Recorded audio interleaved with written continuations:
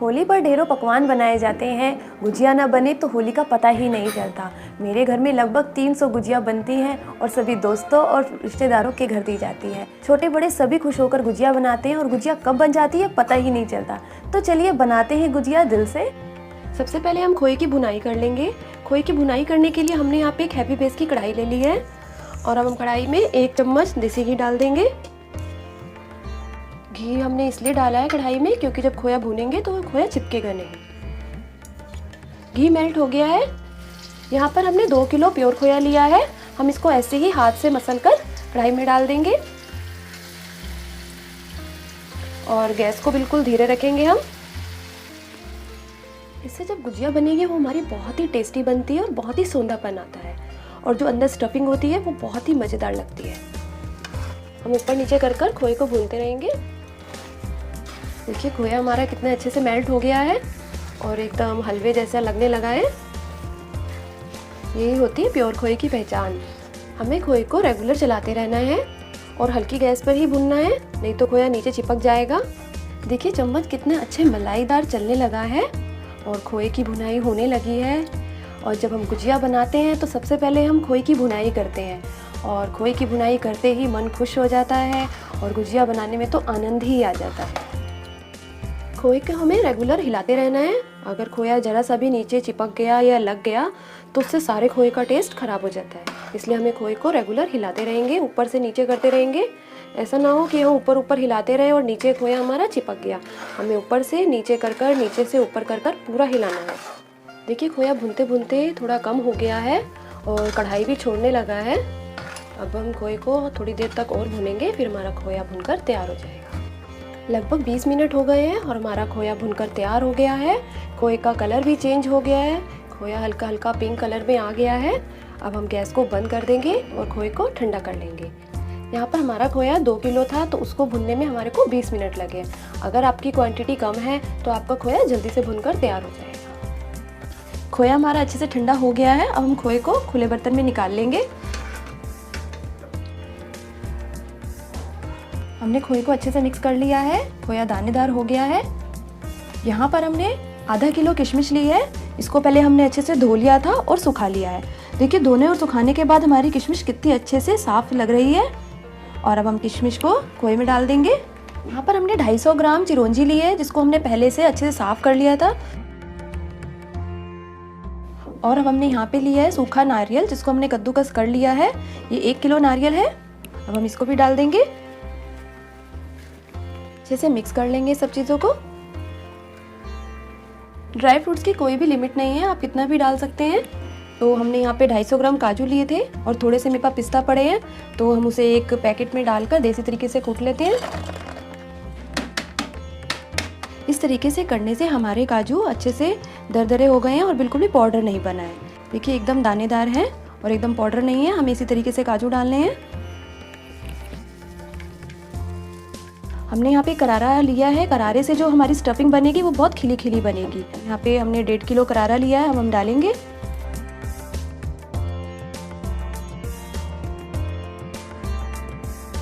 देखिए हमारी कितनी खिली खिली स्टफिंग बनकर तैयार हो गई है। और अब हम आटे की तैयारी कर लेते हैं। आटा गूंदने के लिए हमें चाहिए एक बड़ी सी परात और पत्ती। देखिए पूरे स्पोर्ट्स टी शर्ट पहन के आए हैं आटा गूंदवाने के लिए। भाई अच्छी गुजिया खानी है तो मेहनत तो करनी पड़ेगी। गुजिया का आटा गूंदने के लिए हमने यहाँ पे लिया 3 किलो मैदा जिसको हमने अच्छे से छान लिया है। और अब हम इसमें मोयन लगाएंगे। मोयन लगाने के लिए हम 3 कटोरी रिफाइंड ऑयल डालेंगे। बीच में हम एक ऐसे से गड्ढा सा कर लेंगे और उसमें मोयन डाल देंगे। थोड़ा सा हम मिक्स कर लेंगे। फिर हम दूसरी कटोरी डालेंगे। इसी तरीके से हम सारा रिफाइंड ऑयल मैदे में डाल देंगे।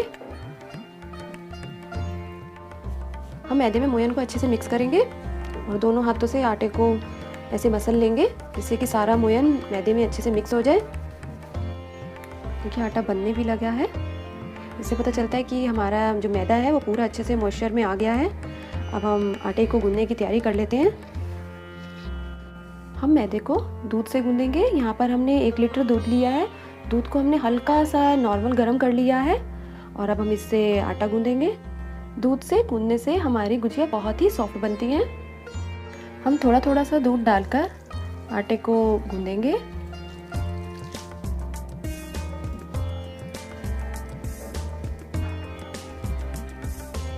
देखिए हस्बैंड मैदान में आ चुके हैं।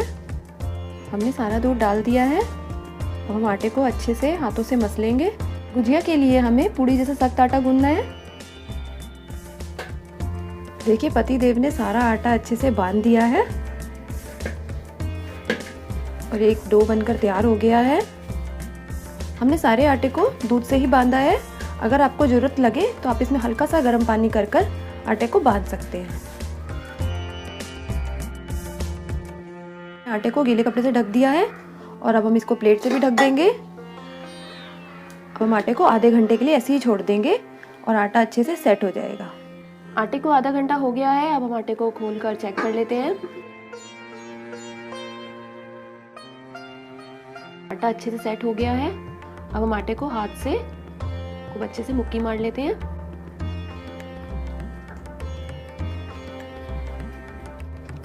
गुजिया में आटे का बहुत बड़ा रोल होता है। अगर गुजिया का आटा अगर अच्छे से नहीं गूंदा होता है तभी हमारी गुजिया बिल्कुल भी अच्छी नहीं बनेगी। इसलिए हमें आटे को बहुत अच्छे से मुक्की मारनी है। आटे का काम तो मेरे हस्बैंड करते हैं। देखिए आप कितने मजे से लगे हुए हैं आटा गूंदने में। खानदानी हलवाई जो है। 10-15 मिनट तक हम आटे को इसी तरह से मुक्की मारते रहेंगे। देखिए कितना अच्छा आटा गूंद कर तैयार हो गया है। देखिए बिल्कुल अच्छा सा आटा गूंद गया और एकदम टूटते हुए इसके अंदर जाली नहीं आ रही है। अगर आटे के अंदर बिल्कुल भी क्रैक्स ना आए और आटा एकदम स्मूथ हो जाए तो समझ लें हमारा आटा गूंद कर तैयार हो गया है। और बेलते समय अगर रोटी टूटेगी तो उससे ये मतलब है कि हमारे आटे में कोई कमी रह गई है। अगर ऐसा हो तो हमें आटे को दोबारा से मुट्ठी मार लेनी चाहिए और थोड़ा सा गर्म पानी लगाकर आटे को दोबारा से हमें रोल कर लेना चाहिए। अभी आटा हमारा गूंदकर तैयार हो गया है और अब हम आटे को दोबारा से कपड़े से ढक देंगे। हमें जितना ज़रूरत होगा आटा हम उतना निकालेंगे थोड़ा सा और दोबारा से आटे को ढक देंगे। हमें आटे को खुला नहीं छोड़ना है क्योंकि आटे में फिर क्रैक पड़ जाते हैं। दीदी भी आ चुकी है। अब दीदी फटाफट रोटी बेलने का काम संभालेगी और फिर हम फटाफट कटिंग कर लेंगे। गुजिया बनाने के लिए हमें एक ऐसा मोल्ड चाहिए। ये नॉर्मली मार्केट में मिल जाता है। और अब हम इस पर एक बिली हुई जो पूड़ी है वो रखेंगे। हम बीच में ऐसे कर देंगे इसको और थोड़ा सा हम इसको मोल्ड को थोड़ा सा फोल्ड कर लेंगे। और अब हम इसमें स्टफिंग जो हमने बना ली थी हम उसको रख देंगे। स्टफिंग को हम ऐसे करके इस तरह से पूरे चम्मच से ऐसे कर देंगे, दबा देंगे थोड़ा सा। यहाँ पर हमने 2 चम्मच सूखा मैदा लिया था और उसमें हमने कम से कम आधी कटोरी पानी डालकर हमने उसको बिल्कुल पतला सा घोल बना लिया है। अब हम इस घोल को मोल्ड के किनारों पे लगाएंगे। इसके लगाने से हमारी गुजिया एकदम चिपक जाएगी और खुलेगी भी नहीं।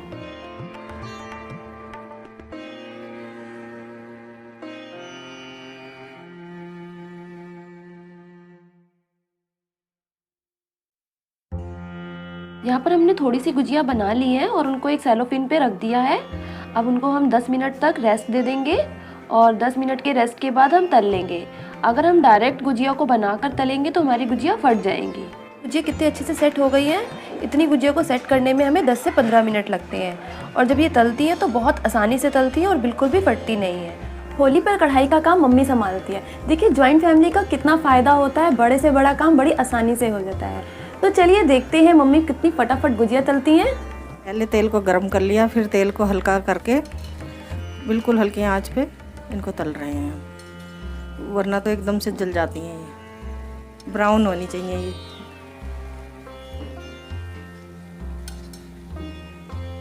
बहुत ज़्यादा लाल नहीं होनी चाहिए। ब्राउन हो जाए तो इनको निकाल लो। गुजिया बनकर तैयार है और मेरे सारे बच्चे ट्यूशन के आ चुके हैं तो मैं अब गुजिया सारे ट्यूशन वाले बच्चों को खिलाऊंगी।